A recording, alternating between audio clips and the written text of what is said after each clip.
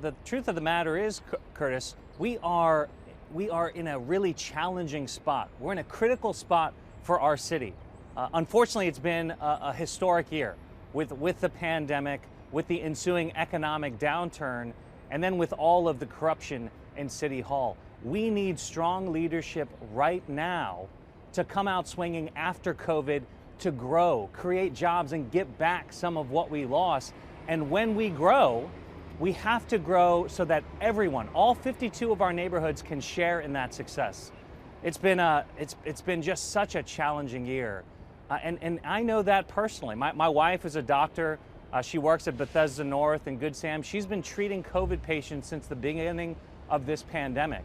Every morning she kisses our 15-month-old son, Bodie, goodbye and goes to the front lines and treats COVID patients. I'm running for mayor to get the backs of our essential workers who have been the foundation of making sure we make it through this pandemic. And if I'm mayor, if I'm lucky enough to be elected mayor, I'm going to lift up all of Cincinnati so that we can have a brighter future and win the next decade.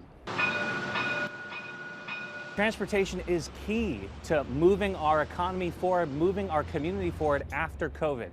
Thankfully, we've made some progress here. The historic bus levy, that was the public transportation levy that was passed last year, made a lot of promises. Made a lot of promises about racial justice, made a lot of promises about equity.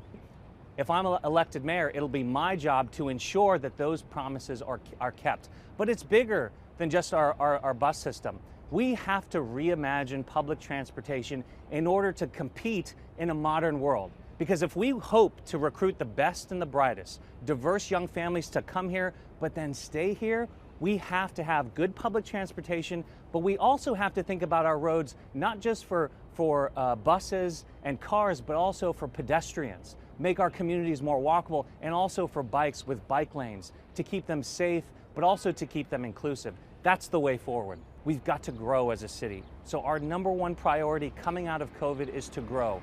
Grow our tax base, grow our communities, grow our skyline. If we grow big enough, we'll have the resources necessary to do the basic services and to accomplish all of the equitable goals that we have. We have an opportunity to change the page on the troubled past with essentially a brand new city council and a brand new mayor. And we've got, and the path forward is clear.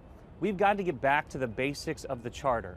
We've got to look skeptically at politicians, because we've seen what happens when politicians ignore the rules and ignore the lines. And I'm not just talking about DC, I'm talking about here in Cincinnati. We've got professionals in City Hall whose job it is to do and negotiate and work on these development deals. We need to empower them and trust them. And listen, we're not always going to agree with them, but when we disagree, it has to be public. It has to be transparent. We've got to put an end to these backroom deals.